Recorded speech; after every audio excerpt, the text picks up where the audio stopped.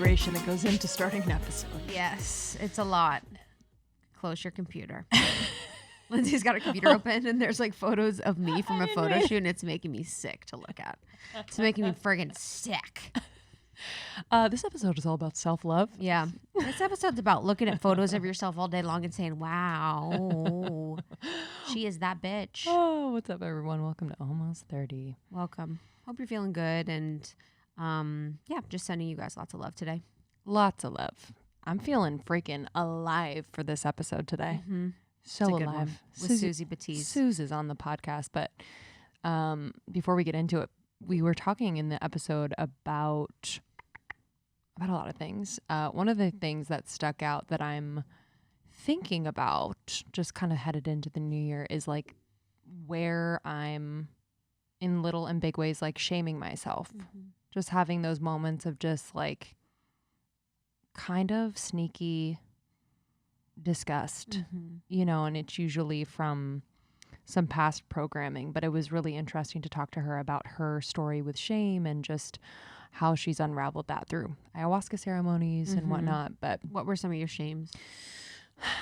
My shame was, one of them is, and it's cheesy to say out loud, but like shining bright, because I feel like it makes other people feel a certain way, whatever. Because I think just empathically I'm feeling into maybe other people's feelings about themselves or insecurities, and therefore if I kind of fill that space, it feels invasive mm-hmm. and too much. So yeah, that's definitely something that I'm working with. And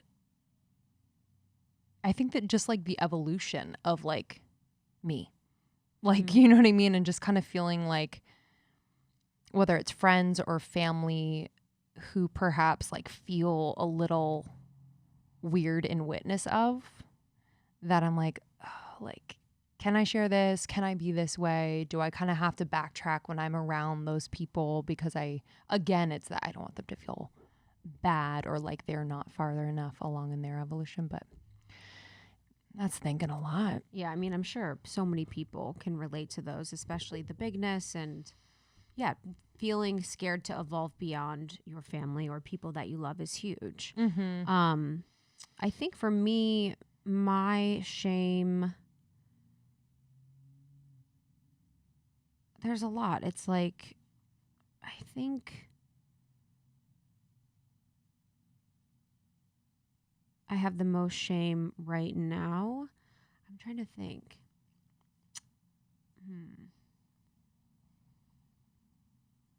I don't know. It's hard because I was thinking right before we started, I'm like, God damn, dude, we go from like deep ass interview to like deep ass intro where I talk about my shames. And sorry. I don't even know. I have a lot, but I don't even know what's feeling expressive right now. Mm-hmm.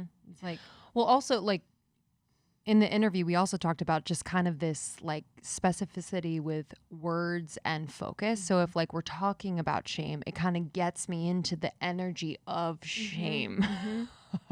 So also being careful that like I'm not stuck here all the time being like, okay, so I'm working on my shame. Mm-hmm. It's like, what is the opposite of that I could be leaning into more? Yeah. That's like what I have a problem with, like a bunch of women's circles sometimes. Totally. Dude, it's always in the fucking energy of like, what are you guys most shamed about? You know, it's like, what are you most shamed about? Put your hand on your womb. Yes. What is the most traumatic thing that's ever happened to you? What is hard for you right now? What is, it's very rarely I have found in my experience a place where you're like, what's fucking awesome? Mm-hmm. And everyone's really in that vibration of celebration versus like the continued cycle of trauma or shame where it's like almost just becoming your identifier or your story. Mm-hmm. Yeah, it's like, I mean, you know, I've been to some amazing women's circles that are super profound and special, and I think it's something that if you can do, it's really powerful, especially if you've never felt like safe to be, you know, honest in yourself with women. But I don't know, sometimes it's that same vibration of like, I'm ashamed or I'm all these things, and it just becomes your story, you know. But it was cool in our interview with Suzy, which you guys will listen to today. We talked about the scale of consciousness, which is actually fascinating. And she was talking about shame And the scale of consciousness was basically written by David R. Hawkins. He was a psychiatrist. And in it, it describes, he did a bunch of studies. He did 250,000 studies. Whoa. Yeah. To define a range of values, attitudes, and emotions that correspond to levels of consciousness. So what values, attitudes, and emotions correspond to consciousness? And when he did his study, he basically mapped the frequency level of certain feelings, emotions, and attitudes to the frequency level. So basically saying that when we're looking at shame, it has the lowest vibrational frequency, whereas we're looking at enlightenment and the feeling of enlightenment, it has the highest vibrational frequency.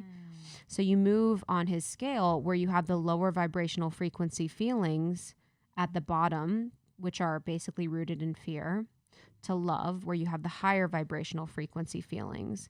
And you move from the feeling of being contracted to expanded, and then eventually to ultimate consciousness, which is the pure enlightenment feeling at the top. Wow. I know. Wow. Yeah. And it's interesting, because as you move up from contracted and fear, you're also moving from suffering to flow. So love is flow, love is expanded, fear is suffering, fear is contracted. And the feelings on here are basically like shame at the bottom, then guilt, then apathy, then grief, then fear, then desire, then anger, then pride, and then moving to courage, neutrality. And then it's almost like neutrality resets as the baseline, where you move from getting by to flow. You go from willingness to acceptance, to reason, to joy, to love, to peace, and then to enlightenment. It's like a cool, not just with feelings, but you can even kind of filter through things that you do through that system, where it's like just feeling into, does hanging out with this person make me feel expanded or contracted? Does it make me feel shame? Does it make, it's like kind of a cool system to float things through to see where you're at. Yep. And so what it was, and I love it too, because he was a PhD in like applied kinesiology, and he went to all these places. But so the numbers on the scale, like the logarithmic calibrations is basically, like I said, measured vibratory frequencies, which increases to the 10th power. But what's interesting is that each level, there's a barrier that people hit, and the growth barriers happened at 200 and 500. So basically these two barriers is almost like when you move from suffering to the next level, and when you move from that next level to flow. So there are like almost like spiritual awakening moments that really happen that shift people from the one level to the next. I'll say it once, I'll say it again. Why isn't this taught in school? I know. This should be the chart that covers the food pyramid, yes. Okay? It says 200, when you hit to 200, the level of courage represents a profound shift from destructive and harmful behavior to life-promoting lifestyles. And everything below, you go weak, and everything above is really where you kind of take your power back. And then the second great barrier is love, the love barrier. And love in this context is a way of being in the world. So it's almost like the first hurdle is like getting out of victim mentality, and then the second is really moving into that love vibration. Wow. That's life interesting. Promoting. Is that what you said? Life promoting? That's cool. Yeah, that's fascinating. Fascinating. Because it's almost when we think about too from the Ayurvedic perspective, like words and feelings have vibrational frequencies. So that's why when you think about someone that you find yourself being a vibrational match to, you most likely have similar sets of feelings, emotions, or your vibration is matching whatever they're outputting consciously or subconsciously as well. And Suzy's all about that too. Yes. Yeah. It's so cool. And this is a good one because we know Suzy pretty well. So we have known her for a few years now. And when we were in Dallas on tour 2 years ago, we stayed at her house and we did our tour stop at her house, which was incredible. And the ghosts were there. The ghosts were there. The toilet was bubbling. And the lights were flickering. Lights were flickering during our event. You looked up during this beautiful part. I believe it was when Suzy was speaking, and she has this gorgeous chandelier with a bunch of lights on it, and they just, as if Tinkerbell just got caught in the light, was just twinkling. And I just remember feeling so much joy. I was like, they're here, and we're here. It was dope. It wasn't a feeling of fear at all, but it was like, Yeah, and our toilet all night. I slept so well. Yeah. Well, we what did we say before we went to bed? Like, I we're just said, so hey, happy we're to be here for the night. We're so happy to be here. We're going to be Thank gone in the you. morning. Thank you for letting us sleep in peace. Mm-hmm. Just acknowledging the spirits that were definitely at her house. Because Suzy, if you guys don't know, so she lives in an old church, like an old Catholic church. It's got these beautiful stained glass windows. And her room, I think there was like a morgue. I think they had dead bodies in the one room, the pink room. Wow. Yeah. There's like a pink room in the basement. And in the back, that. they had all the dead bodies at the church. Yeah. Dude. Only Suze. I'm good on all that. But she's done probably 100 different clearings. Mm-hmm. Yeah. Mm-hmm. Like she goes the extra mile to make sure it's all good. Yeah. But it was so good to reconnect with her. We haven't really, well, you did the LiveOS. Mm-hmm. Yeah, so I did her a LiveOS, which is like a group coaching that she does, which was really good. I did it this summer, and it was really just a great, like, super diverse group, people from all over. There was like a woman who was like 74 who lived in North Dakota in my group. She was so sweet. And then just like a really interesting bunch, and it was really powerful. I felt like the structure was great, and it was really great to just get any time with Suzy that you can. Yeah. So I think she's doing an abundance course right now, and she'll do a LiveOS again next year. I didn't pass. You're supposed to pass. I missed 2 sessions. Oh, there's a pass fail. Mm-hmm. Damn. I failed. So shame. I know. So I'm a big fucking failure. Gotta do it. I was again. hilarious though, because it was like I got the email that was like, you didn't pass. I was like, dope. Rebel. I literally was like, okay, even though I carried a lot of the conversations. Okay. You guys in my groups? Yeah, honestly, did you like I'm talking about impact over time, okay? Holy shit. But really excited about this conversation. We also talked about evolving past your comfort zone. We talked about just taking radical responsibility. She went through heartbreak this year, and so she shared a bit about that experience. She retells a story that we've heard before, but an experience in ayahuasca, where ayahuasca showed her the source of shame, and that completely redirected her business, Poo Pourri, at the time. We talked to her about leaving or stepping down as CEO of Poo Pourri and that decision and walking away there and what she really desires moving forward. So yeah, and then just being a spiritual leader. So how does she step into leadership as being a spiritual person? And I think for a lot of the people listening, if you're, someone that identifies as a female and you feel at times insecure to be that spiritual, mystical person in business or what you do, I felt like it was really great to talk to Suzy about that and the work that she does, around that. Yeah, love her so much. Thanks so much, Suze. We appreciate you. Just FYI, this is the second to last episode of 2020. We're going to have one more episode this year come out on the 29th. So we're not going to have episodes come out on Christmas Eve or New Year's Eve. But our last episode on the 29th will be a really special episode. It's a friendship roundtable with our dear friends Milana Snow and Letitia Roll. So that's going to be fun. And then we got a lineup for 2021, y'all. Mm-hmm. It's insane. Get ready. It's going to be so good. We have some of our favorite astrologers and mediums coming through for some predictions and some exciting things for 2021. So we got you as far as like astrology, energy, feeling into 2021. That's going to be a good one. We have other great episodes. And then we have other great things happening here at Almost 30. Yeah, exciting. We have like a rebirth of Almost 30 coming in January, which we're excited to share with you. And then we've been working so hard with our team and then with your insight to create a place, a platform where we can all connect more deeply, more consciously, support you, support one another, learn, grow. Yeah, just like be who we want to be. Yeah, it's like our DMs existing in this beautiful place where we can say whatever we want together in community. We can support you, and then we can bring in some of our guests to do like deep dive workshops with you, like some of our favorite healers, teachers, all of that. And then you get exclusive content, extra episodes, basically whatever you guys said in the membership survey that we're so thankful that you did, or whatever you've DM'd us or talked to us about the past couple months and even years, we're going to put it all in one place. Yeah, so excited to bring that to you. And if you haven't signed up for our newsletter, can't recommend enough. I'm a little partial. But yeah, it's one of those things that we just have promised and committed to just providing value. I love our check-ins. Like we'll do personal check-ins. So usually it's like in real time processing or learnings. And it's always good to like hear from you guys. You reply a lot and it's always nice to go back and forth. So you can go to almost30.com and sign up for our newsletter there. Yes. All right. Exciting things happening. We hope you guys had a great year. We'll see you on the last one before the year on the 29th. And you have a bunch of episodes, if you haven't caught up, from this year that we can't recommend enough. Yeah, we love you. Thank you again for listening and for sharing with people that you love and adore. And we will see you on the other side. Yeah, we'll see you soon.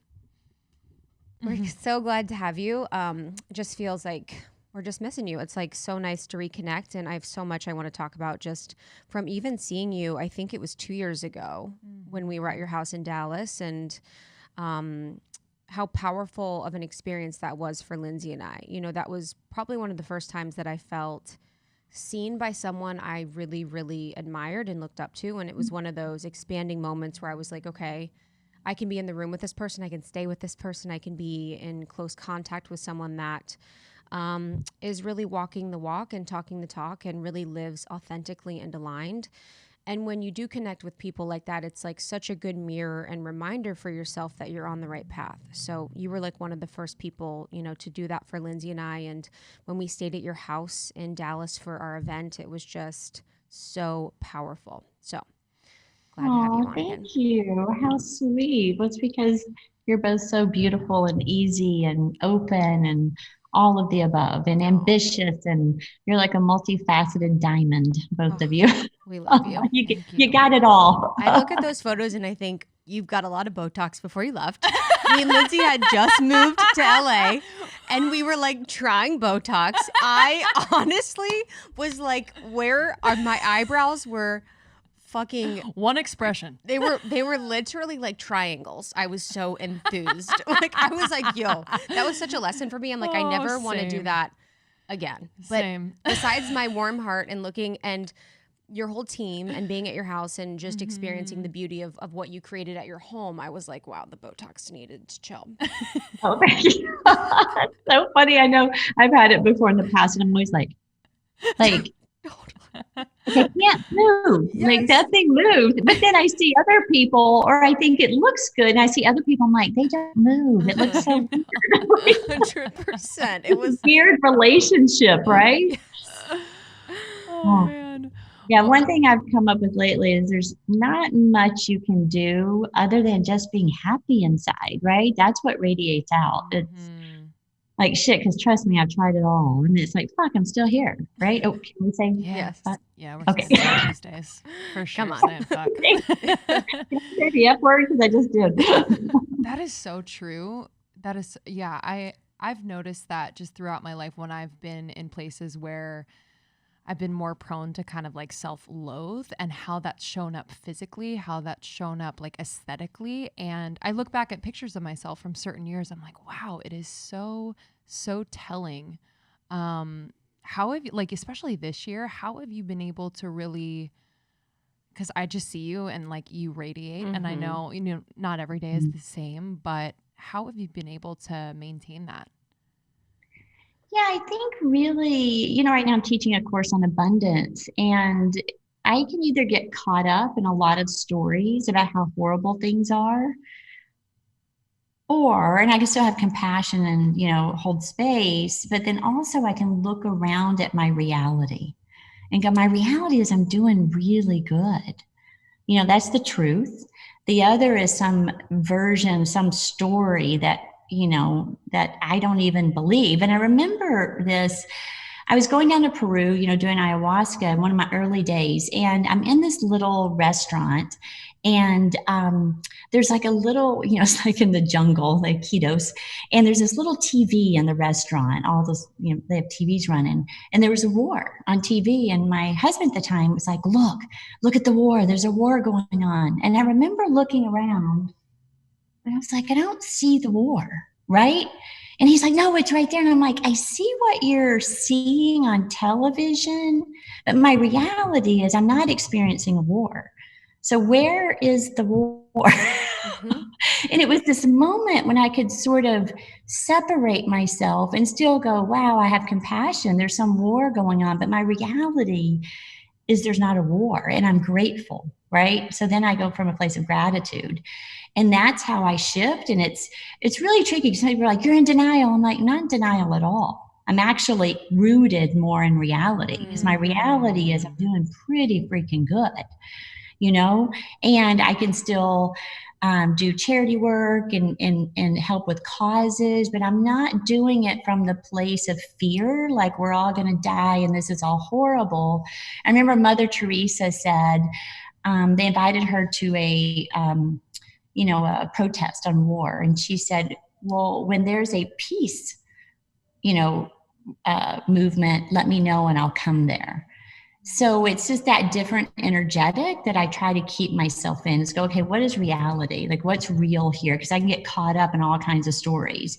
I did that from religion when I was young, the devil's going to get you and you're going to go to hell, to, there's a war going to happen. There's always something, right?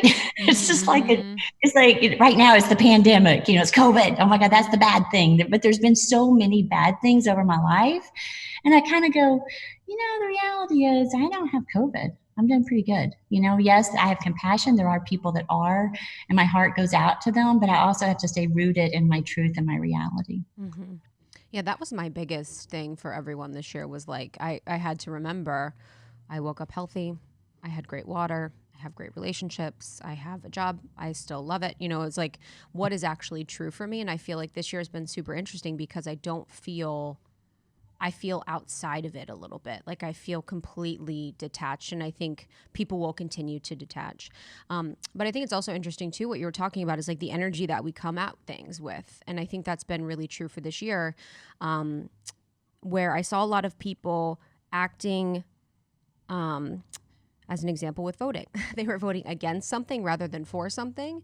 And I think when we come at things with the energy of being against something rather than being for something, we can continue to perpetuate the same reality that we currently are in, whether that's voting or whether that's, with your body or relationships or whatever it is. And I think that once we really are able to learn that as a culture, as a species, as a society, that is when things will completely change, where it's like, I'm actually voting for whoever you vote for, peace.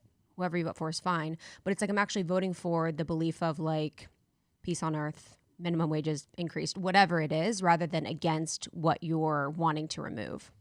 Yeah, because the against actually, I love where you're going there. It just keeps perpetuating the same, right? So if you actually look, I've been studying a lot about conscious language, and if you look at manifestation, you don't say, I don't want to not be poor, because then you're just imprinting poor. What you want to do is say, I live in abundance, right? And truly look around and notice the abundance you have. So yeah, completely. And the word against is like very, like to your point of that conscious language, I think of like how it feels, and the word against is like very closed, very contracted.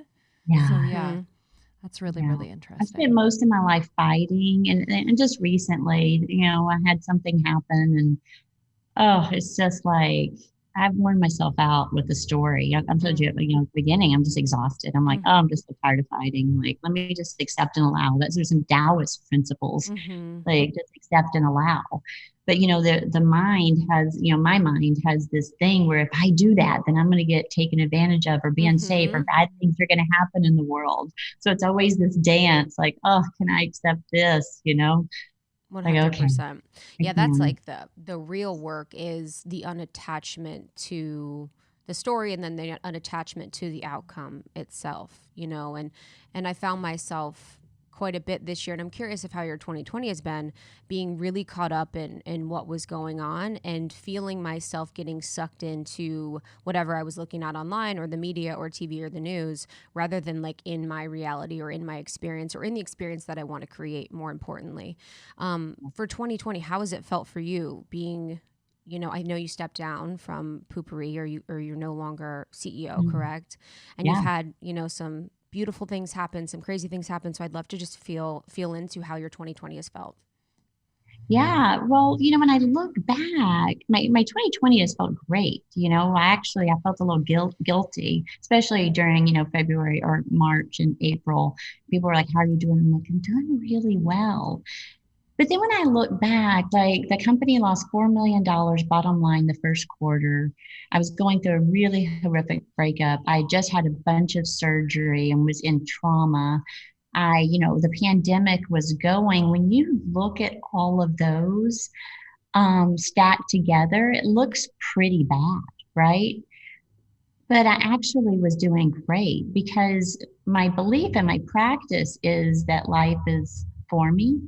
Again, it's like, okay, this is happening. This is reality. What can I learn from it? What can I grow instead of being in so much fear? So, for example, when the company lost $4 million bottom line the first 3 months, first quarter, you're like, most people would be like, wow, and I was like, call the CFO, hey, do we have inventory? Do we have money in the bank? What's going on? I get that. I check my actual reality. How we doing? We're doing great. Okay, great. And then I became curious, like, what new wants to emerge here? Okay, because there's something happening. So I'm not going to go on the fear train. And then all of a sudden my assistant walks in and she's like, I can't get any hand sanitizer. There's none to be found. So I call my team. I'm like, how quick can we get the hand sanitizer business? So we were on shelf in like 6 weeks, so millions of dollars. Actually, we had our biggest month in September ever in company history. And then you look at the breakup and you look at everything that happened, but I just handled each experience as it was. And I also don't watch any media, read any news, anything. People tell me what I need to know, and then I can tune in and see if I need to be panicked or do I need to go to the store and stock up because we're going to be, but I have lived most of my life most recently without getting on fear trains, and it really helps. So overall, it's been actually a really good year. I resigned as CEO. I started realizing I don't want to do that. I can work remote. I can be anywhere I want. I started looking at what do I really value. So I think it's been, even though when you look at the evidence, it looks like it's been a tough year, but it's actually been a really transformative year. And I'm not just Pollyanna, bullshitting it. Like, it really has been a super transformative year.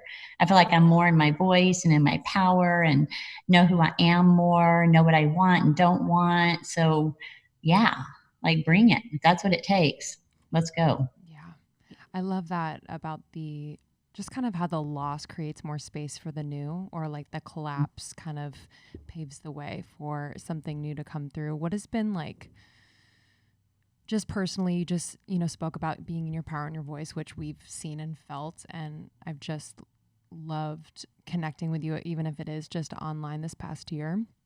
It's really, really powerful. But what have you seen personally just kind of crumble so that like that new seed can start to like break through the surface? I think it's, I've been catching myself at a lot of games. It's like, what are you doing, Suzy? I'm 56, I'm looking at, you start looking at how many days you have left. And it's like, not that if I died today, I feel like it'd be a really great, I feel satisfied. Yeah. I love where like be in reality and you're like, now I'm looking at how many days I have left. And I'm like, and I really was able to assess this year when everybody's like, we're all going to die. I'm like, we're all going to die. Am I doing what I want to be doing? Right. So yeah, I've just been able to really look at going, where do I want to spend my energy and my time? And what am I passionate about speaking up about? Where do I feel, what do I want to talk about?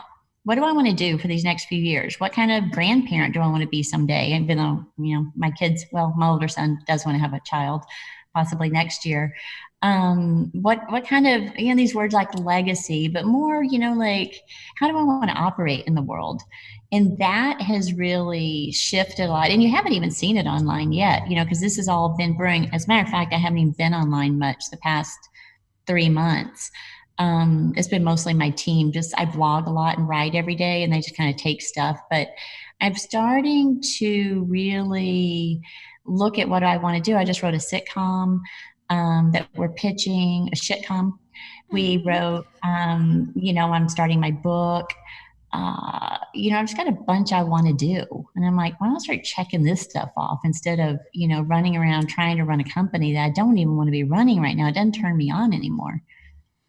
Yeah, I feel like people it's like once you have your dream, you're like, wait, you almost feel shame sometimes for wanting something else or wanting something more, or wanting to evolve beyond it. It's like, well, you should be grateful for having this, or you should be grateful for having that. So a lot of times I think it takes like a different layer of spirituality to not only call on your purpose or live in your purpose or be in and on your path, but it calls on that second layer when you know that you've evolved beyond, or it's no longer like an energetic match like what you did.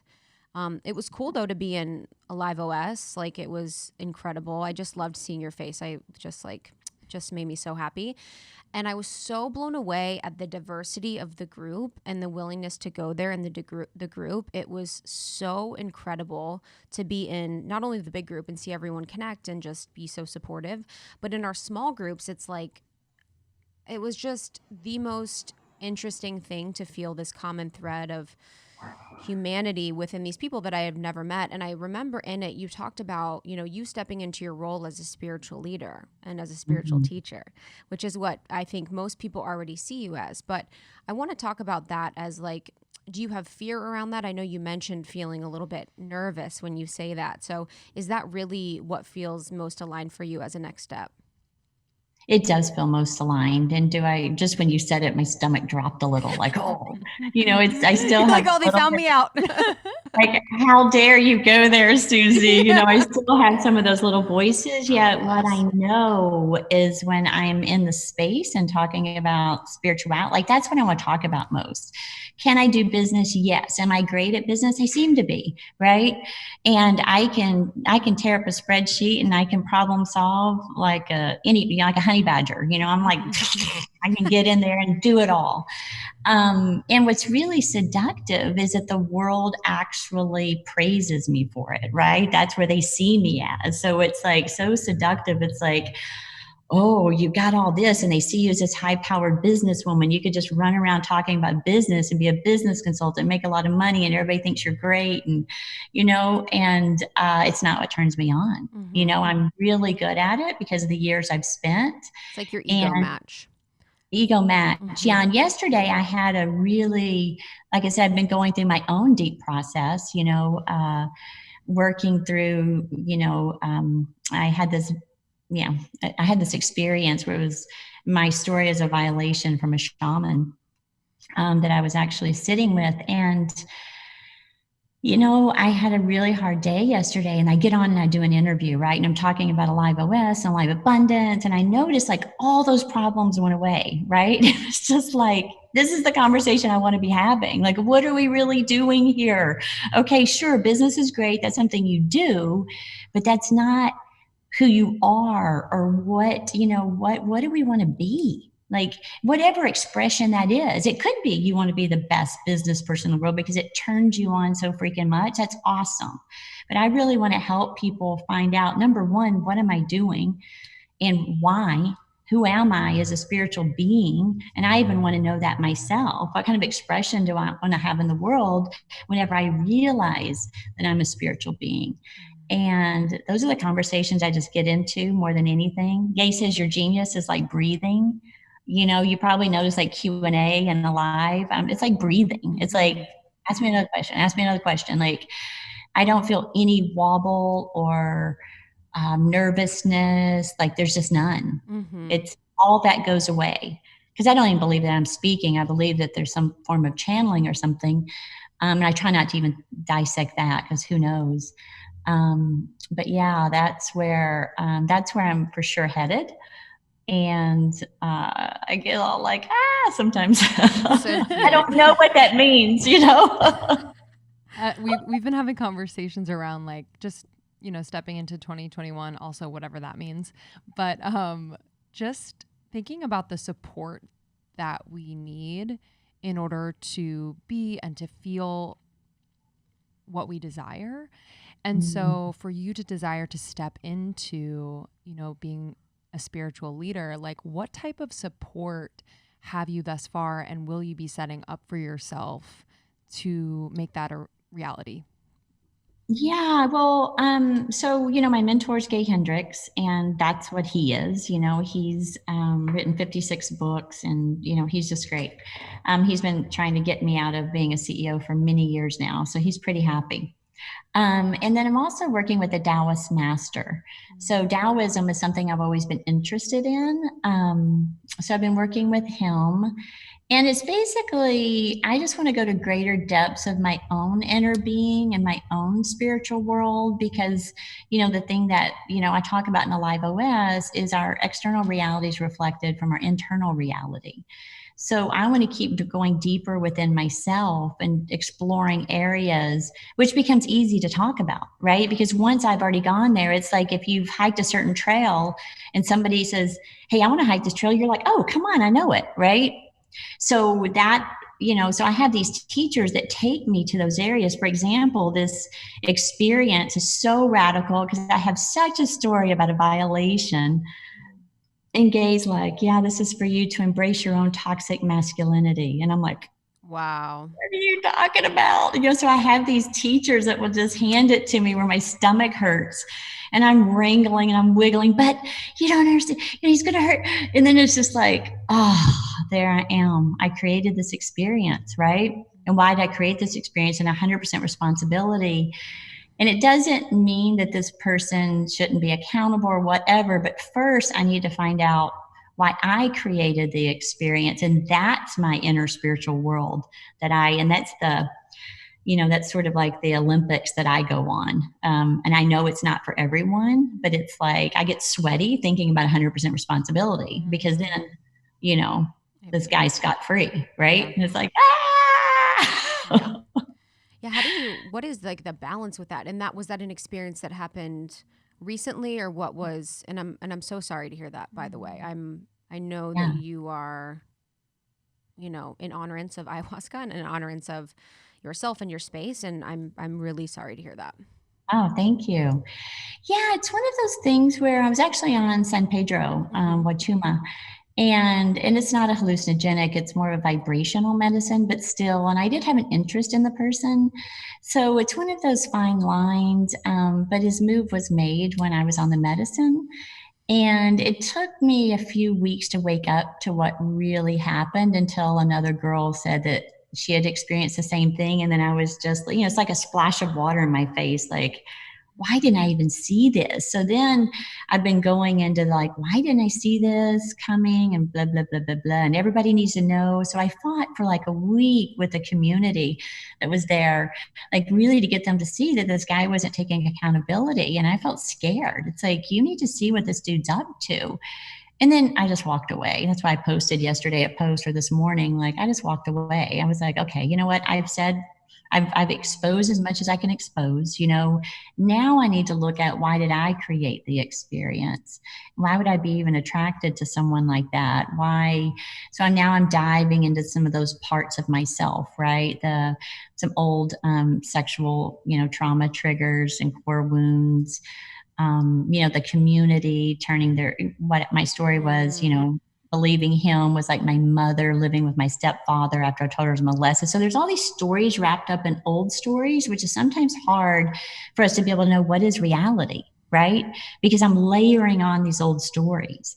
And the only thing I know to do, which is what, you know, you learn in life, is go dive into those old stories, right? Let's go into the old stories and let's see if this new story really matches or not. So that's the only way I know freedom. So I'm interested in freedom, period. Yeah, freedom is life. Do you ever get exhausted by this type of work?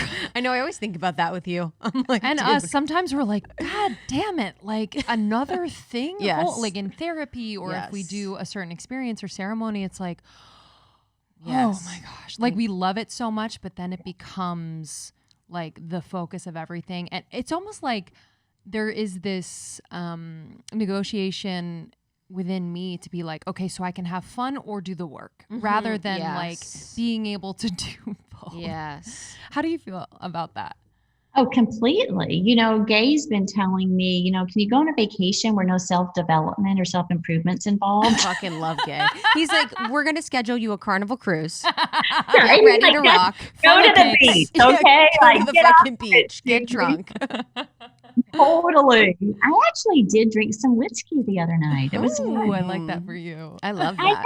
know. I Warm. liked Yeah. it. Yeah. Yeah. So I hear you. And, what happens with me is if my life's going great, there's nothing to work on, right? But when something presents itself, it's like, ah, shit. Okay. What do I want to do? And I'm learning how to get through that faster and faster and faster. For example, all the beginning of the year, I still had a great life. I was still doing work, because I do want a partner. I ended up with, attracted to a boyfriend that was not probably what I would have chosen, with my conscious mind. So I knew there were some subconscious things to tweak, but I'm not so attached to that. It's kind of like, okay. So I don't feel a lot of suffering around the work. It's just sort of like doing the dishes. It's like you eat a meal, you do the dishes. You got a house, you mow the yard, or you have somebody else mow the yard. Or but there are some things that you just got to take care of because they're here. It's like, okay, there's dirty dishes. Okay, what am I going to do? And the return on those quote unquote chores, like it's so much more. And I feel like people generally, or from my experience, sometimes I'll distract myself with those other things that are like actual chores instead of doing this other work that could literally just pay me back 100-fold if I spent a little more time there. So I think that's a great analogy. It's like a good investment, It's like, okay. And I was just I'm like, okay, Gay, I get it. This is about my toxic masculinity. I can just drop it all. But what about EMDR and these things where I feel these real core wounds? He's like, oh yeah, you got to do that too. I'm like, okay. I thought, but you're like, okay. Because they're here and they're real, right? So, if I'm walking around and there's no triggers and my life's amazing, like, why would I want to go, create a bunch of drama? There's no reason to go sit and plant medicine, but if you're in a part of your life where you're really, or into therapy, but if you're in a part of your life where it's you're feeling that caterpillar nudge of like uncomfortableness, like something's got to change, well, get in and change it. Yeah. I'll never forget too, when we were at your house, we were sitting at breakfast and you were talking about a ceremony that you had that led you to changing the, I don't know if it was brand strategy for Poopourri, but it was really like the sentiment before was shame around pooping. And then you changed it to let that shit go, or let that, poop emoji go. Can you talk about that ceremony and really that inspiration for that? Because it's honestly one of my favorite stories.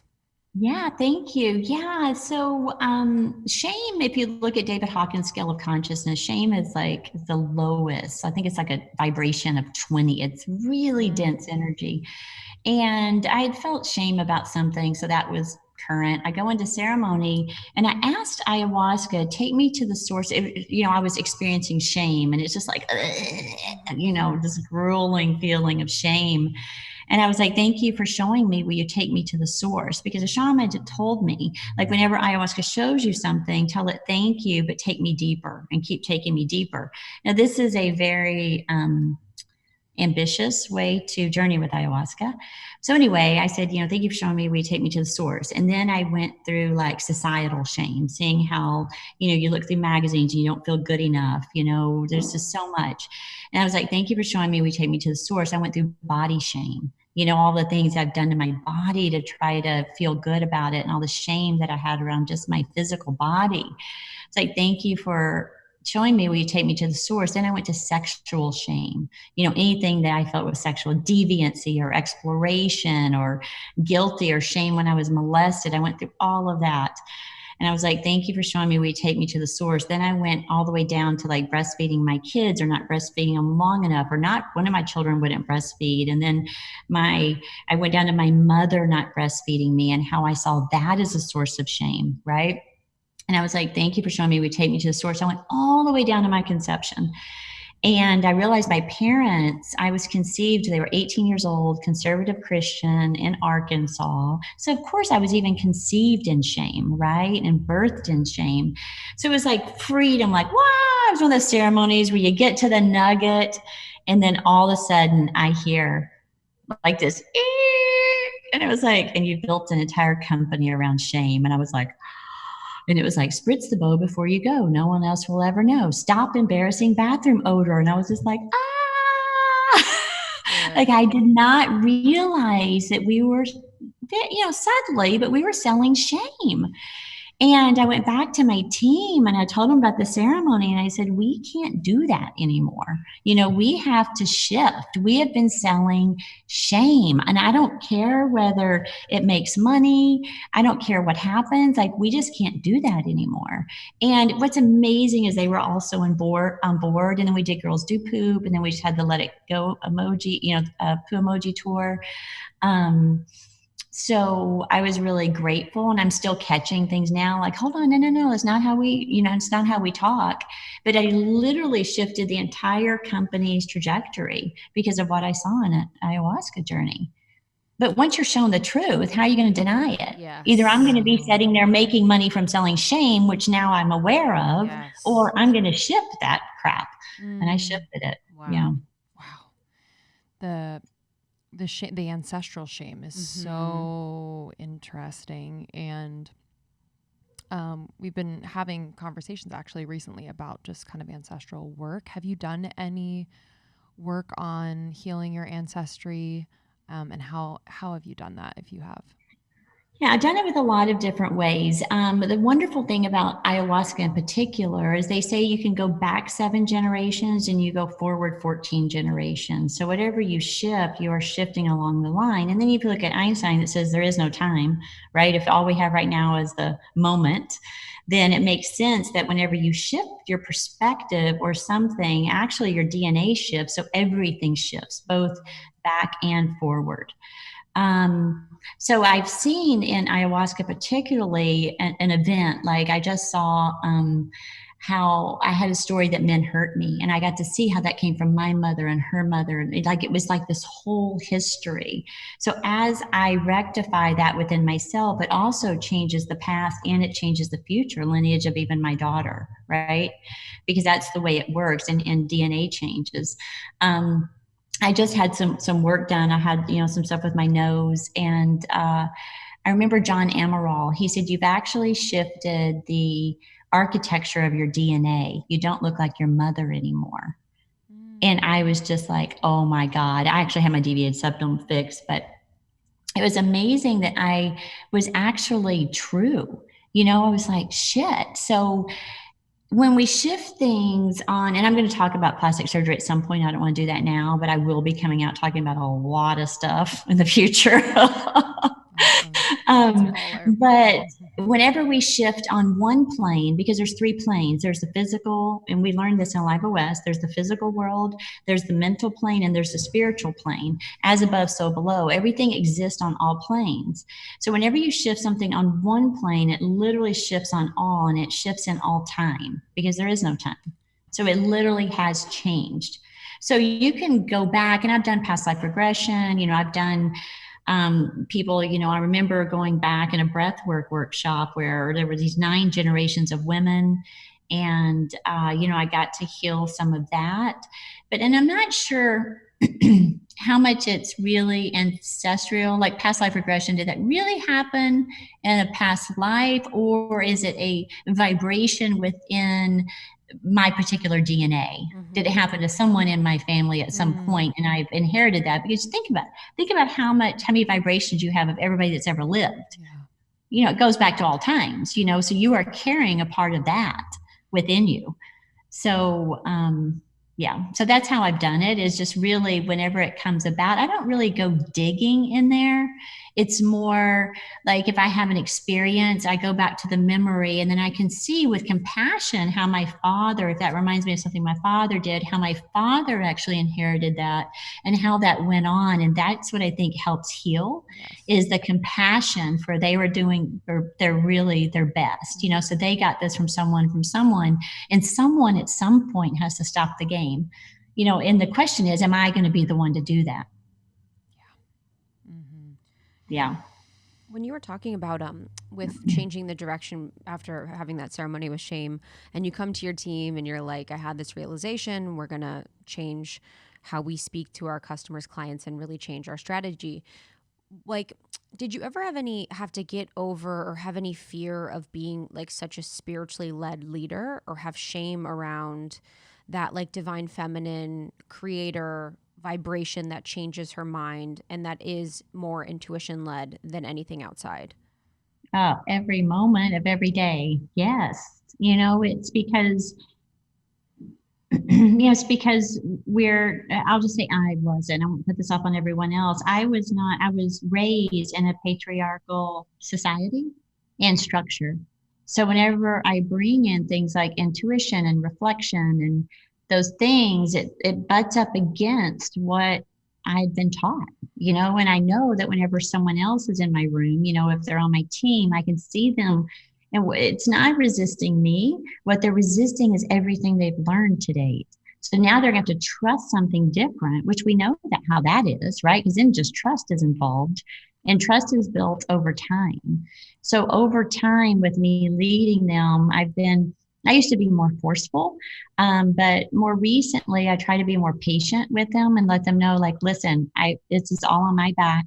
You got to trust me here. I have a gut feeling. We're going to go for it, and let's see what happens. The worst thing that's going to happen is we're going to fail, but you know, we're all going to live. That's the good news. So I talk to them like that, and then they're more able to receive and go, okay, you're taking responsibility. This isn't me screwing up, you know? So I have to take all the responsibility so that they're relieved. And also, you know, everyone's so programmed. I was so programmed to want to win, you know, so also breaking apart that structure of we might fail. We really might. That might really happen, but we're going to have fun doing it, which is why we play a game, right? You play a game, you don't know if you're going to win. You play it because you're having fun, you know? So just trying to get that into a corporate environment is challenging. I'll tell you, it's not easy. And I can imagine that was healing for the people that worked for you to be able to kind of release that potential shame of failure, of I didn't do it right or well enough, and just like freely do and give it their all. I can imagine that like disseminated into their own personal lives as well, because just hearing you say that is so powerful. And on the radical responsibility piece, just through the lens of like leadership, I'm really interested in, especially just like stepping into what next year brings. And what has that meant for you as a leader to take radical responsibility? Well, I'm still dancing with that one. I'll tell you, I don't have it completely figured out. You know, I still want to go like, you know, you should have done this and we should have done that. And it's like, oh boy, you know, so 100% responsibility is a very, it's a master's game, you know, and I'm still learning to master that. But it's a game I want to. What I'm really clear is I don't want to run or manage anything anymore. That's just not. So my work is, can I keep releasing control so I don't have to manage? And I'm still in process of that. You know, I grew up with, you know, a bipolar father, and, you know, I grew up with a lot of need, responsibility, a belief that I had so much responsibility and didn't get to be a child. So, you know, this is ingrained within my structure, you know, so that's my life's work is, can I keep releasing control, and can I keep releasing control? And stepping down as CEO of Poo Pourri was one of those big moves. It took me 4 years, but I just kept doing work and kept doing work, and like, okay, here we go. Can I just let go? Can I just let go?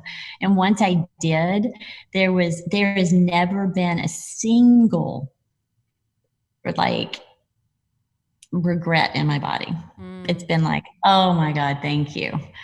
So I knew that I knew it was the right move, right? Because I had done that. So I'm still learning that. I'm still learning to let go, honestly. And the more I let go of, the happier I am. Yeah, which Beautiful. is so beautiful. I know with your work that you're stepping into as the spiritual leader that you are, you really work to help people figure out or play with the question of why are we here and what is our purpose. I would love to talk a little bit about that because I know there are tons of people in our community that are really looking for their purpose. They're really looking to feel more connected and alive all the time. Yeah, and it's really funny. I remember hearing Byron Katie go, "What is your purpose? What if your purpose right is just to be right here talking to you right now?" So, let's drop the pressure of what is my purpose because that feels like some really big goal. And what is the cave you fear? Remember, Joseph Campbell says, "The cave you fear holds the treasure you seek." What is that secret thing that you've always known was possible? Barely, but it's so deep within you that you can't even utter those words. That's a hint to what direction you could be going. Okay. And you have to get really honest with yourself. And that's when, my friend JP Sears asked me that question. And I was not crying. And I just said, I'm a global spiritual leader. I could barely get it out because it seemed so far in my mind, which really everybody was like, duh, right? But in my mind, like it was so far away. But once I realized that, then I could start making moves towards that. So I don't know if you call it purpose, but it's just something that was alive within me that had been so deeply hidden that I was so terrified to face because I might fail and I might not be it. I remember asking my daughter that question, and we were in Brooklyn at dinner, and she'd been over the table crying, and her thing was that she wanted to be an actor. And she had been to photography school. She's applying for film school, and I was like, what? Wow. So anyway, I get her these classes. Anyway, it ends up that she's, already in a master's program because it is something, but it was something that was so deeply embedded in her that she was terrified to speak it. So I would look for that and see what is that? What is that dream that you just are so terrified to even speak that you think you can't get there? Even if you write it down on a piece of paper to yourself, and then start being open and curious about how you can start expressing or getting closer towards that in the world. So right when JP asked me that question, he said, "So what is your action step?" And I look down and I see a course I'd written, 13 years ago called Inside Out, How to Create a Life You Desire by Going Within. And I said, I'm going to rewrite this course. And I was running women's groups in my house, and I texted them. I said, I asked 25 women if they would be my support group, and I was going to deliver them a course each week. Every 2 weeks, I was going to deliver a course if they would show up, and they're my beta. And he was like, dang, you're doing it now? I'm like, why not? Okay, let's just get started. And so that was the beginning of Alive. But I first had to face and dig in and find that thing that was so terrifying to admit. But once you do, it's like you can breathe. And then it's like, okay, so how could I start moving towards that? And it could be, I could just write the course. I could have just written it for myself. So it doesn't mean you have to go out and, all of a sudden, like my daughter, like all of a sudden she's going to go start auditioning for films and get a Grammy next week. It means, can she just start acting lessons?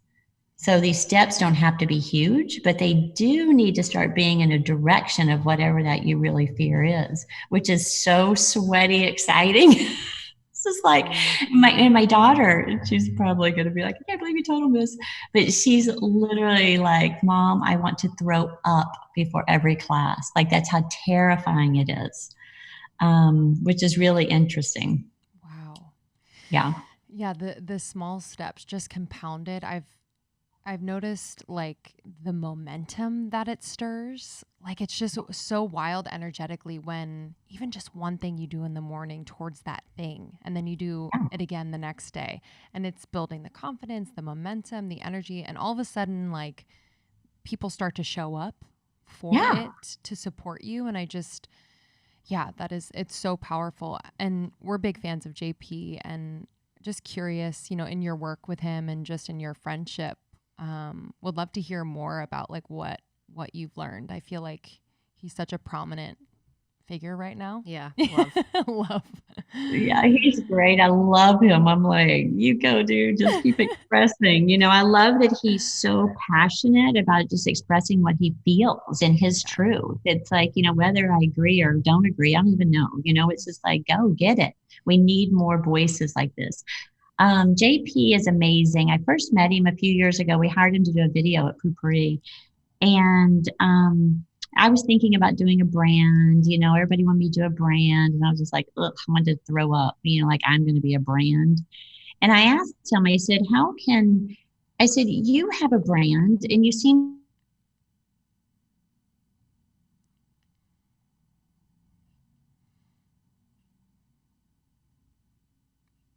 And he said something like, well, when people like you have been given what you've been given, it's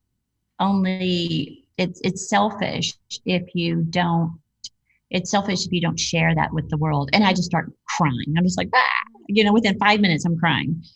And this kept happening every time I would talk to him during this shoot. And I go, who are you? I thought you're like this funny guy, And then he tells me he was a life coach for 18 years. And he's an amazing life coach. He said, but I don't do that anymore. And I asked him to be my heart coach. And I said, could you, because that's what I call him. I call him my heart coach. So anytime I need to be connected back to my heart, is the work that we do, and he's amazing. He's an amazing human. He is one of the most enlightened people I've ever known. Like he really, really is. You don't see it on, his YouTube channel right now, but he really understands. He's very deeply spiritual, and not by being spiritual, he just is. Mm-hmm. And he's an incredible, incredible human. Yeah, I'll tell you, I'm a huge, huge, huge fan. And I would not have somebody coaching me for this long, and also being a friend that wasn't so much in his integrity, his authenticity, and being as expansive and non-judgmental and really enlightened as him. Mm-hmm. Mm-hmm. Yeah. I've got to tell him that I talked about him on here. He's going to be excited. Oh my gosh, yeah. Yeah, we're just huge fans of the expression, just being able to express, being able to be light with things, being able to speak comedy and truth at the same time. So I loved when I think it was you that shared that you guys were connected, and we were just so excited. As just he's having a baby. I know. Baby time. Little baby Wilder. I've never heard of a baby Wilder. I love that. Oh, I love that. So cute. Just quickly on the being scared, like having an idea, being scared of it, that's what we should go to. I guess what's the difference between, and I want to make it super clear for people as much as we can, should they be scared of their idea or should they feel good with their idea or like the next step? What do you think? I think if it's the right idea, if it's a big enough idea, you're going to feel scared, but it's not the scared, like, there's someone in front of you with a knife.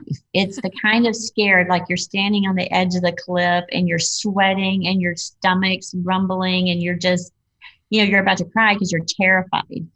Somehow you're probably going to make it, but you're not sure. That's the kind of scared you want. Because if you feel good about it, it's probably not it yet. And it's okay. But, what you really want is to go in there and find that nugget that just tears you open. Yeah, because the feeling good is almost like it feels safe.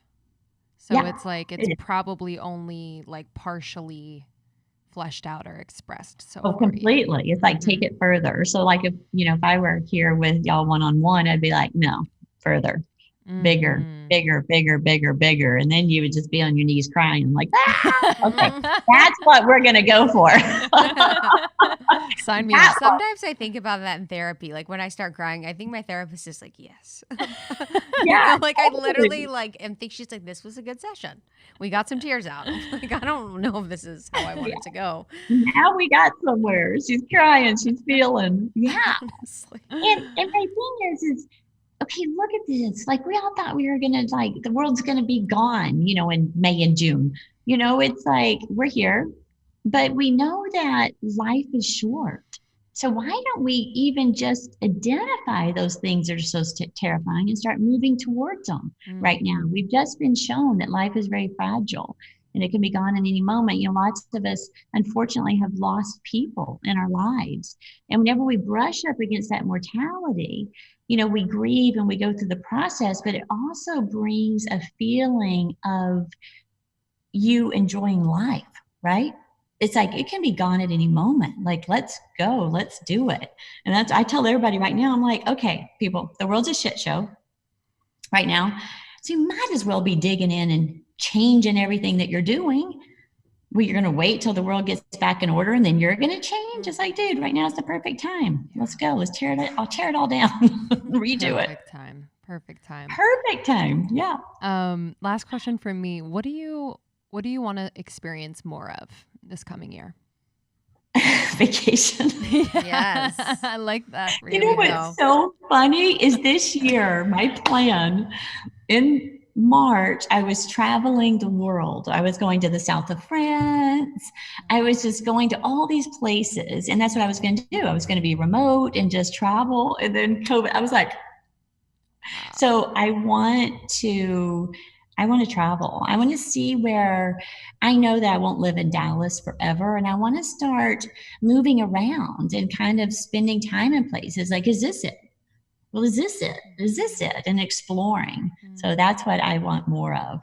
And right now I'm just doing inner exploration because I'm here. I love it. I love that one. What do you want more of?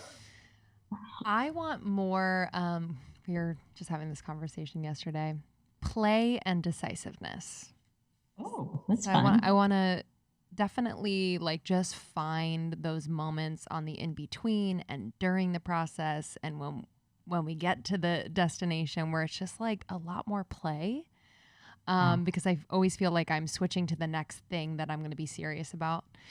And yeah, I've considered myself to be pretty indecisive my whole life, and I'm just kind of sick of it because I don't think that's my true nature or what feels really good. Yeah, it sounds like a shortcut is you can just decide to play. Yeah. Amen. Right? Amen. There you go. That's why she's the best. Just like we're going in here, people. I decided we're going to play. Okay. First decision. Oh, I want more embodiment. I just want more of that full embodiment of who I'm here to be, because you can feel it in those moments. Every once in a while you're like, whoa, this is next level, but more of that all the time would be nice. Yeah. Yeah. Well, good. Beautiful. Funny thing is you're always embodied, right? How can you not be embodied?